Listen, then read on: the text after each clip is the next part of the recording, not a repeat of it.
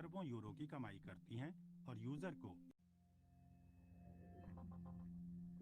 Internet पर जाने वाला हर शख्स अपना डाटा फेसबुक या गूगल पर छोड़ आता है। इसी डाटा को बेचकर बड़ी इंटरनेट कंपनियां अरबों यूरो की कमाई करती हैं और यूजर को इसमें से कुछ नहीं मिलता। लेकिन मेरे साथ अब और नहीं, मैं अपना डाटा खुद बेचूंगा, क्रिस्टियन कुंस की मदद से। अगर आप सब कुछ हमारे साथ मिलकर करें तो फिलहाल 100 यूरो की कमाई कर सकते हैं। साल में 100 यूरो? इसके लिए मुझे उनके पोर्टल पर जाना होगा। मैं अपना निजी डाटा उनके जरिए बेच सकता हूँ। सबसे पहले मुझे अपने डाटा को इस पोर्टल से लिंक करना होगा।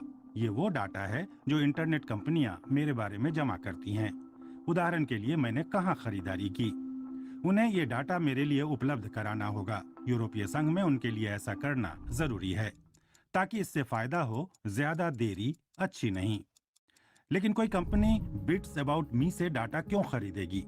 यहाँ जर्मनी में इनके पास 10,000 लोग भी नहीं हैं, जबकि फेसबुक और दूसरे इंटरनेट कॉरपोरेशनों के पास करोड़ों यूजर के डाटा हैं जिन्हें वो बेच रहे हैं। एक यूजर के रूप में मेरे पास गूगल से ज्यादा डाटा है, क्योंकि यूजर के पास गूगल डाटा, फेसबुक डाटा, मेरा बैंक डाटा, मेरा नेटफ्लिक्स, मेरा स्पॉटिफाई, मेरे लॉयल्टी कार्ड्स, इस तरह से मेरे पूरे डाटा का खजाना होता है। किसी एक प्लेटफॉर्म से मिलने वाले डाटा की तुलना में ये बहुत ज्यादा है, इसकी कीमत भी ज्यादा है। गूगल की बात करें तो गूगल डाटा को लिंक करने में मुझे प्लेटफॉर्म पर 5 मिनट से ज्यादा लगे, जबकि उसने इसके लिए सिर्फ 5 मिनट की बात कही थी। अगर ज्यादा यूजर अपना डाटा बेचते हैं तो खरीदार भी ज्यादा होंगे और आखिर में इसके लिए ज्यादा पैसे मिलेंगे। हालांकि डाटा प्रोटेक्शन विशेषज्ञ फ्रेडरिक रिस्टर का कहना है कि यूजरों की कहानी अलग है। एक तो यूजरों को इस सर्विस के बारे में अभी पता नहीं है। एक सवाल भरोसे का भी है, क्योंकि एक नया प्रोवाइडर बाजार में उतर रहा है जो कहता है कि मैं बिग डाटा प्लेटफॉर्म और आपके बीच में रहूंगा। और डिजिटल वर्ल्ड में जब तक इस तरह की डाटा ट्रेडिंग के जटिल ऑपरेशन हों, तो जाहिर तौर पर यह बहुत मुश्किल है। आखिरकार मेरा गूगल डाटा लिंक हो गया है और स्टैटिस्टिक्स के रूप में मौजूद है। इसके बाद बारी दूसरी इंटरनेट कंपनियों की है। जितना मैंने सोचा था उससे ये ज्यादा मुश्किल था और इसमें समय भी बहुत लगा। बिट्स अबाउट मी के प्लेटफॉर्म पर आखिर में मेरे लिए 5 ऑफर हैं। इनमें से नेटफ्लिक्स हिस्ट्री के लिए 1 यूरो का ऑफर भी शामिल है।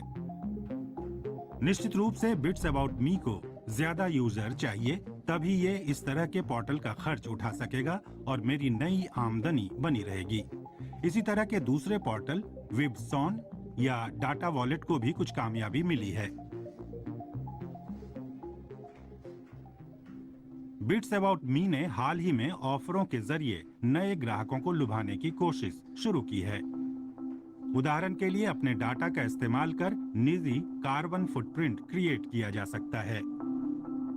अगर हर कोई मेरी तरह जिए तो हमें 1.5 गुना बड़ी पृथ्वी की जरूरत होगी। हाँ, लोग दिलचस्पी ले रहे हैं। हम सारे फिटनेस ट्रैकर के साथ ये देख रहे हैं। डेटा का इस्तेमाल जानकारी के लिए भी हो रहा है। अगर आप प्लेटफॉर्म के तौर पर भरोसेमंद रहें, निजता का ख्याल रखें, तो बहुत सारे लोगों की दिलचस्पी हो सकती है। हम मुकाबले में हैं। लोगों के सामने सवाल है, मैं 5 मिनट के लिए इंस्टाग्राम देखूं या फिर 5 मिनट अपना डाटा।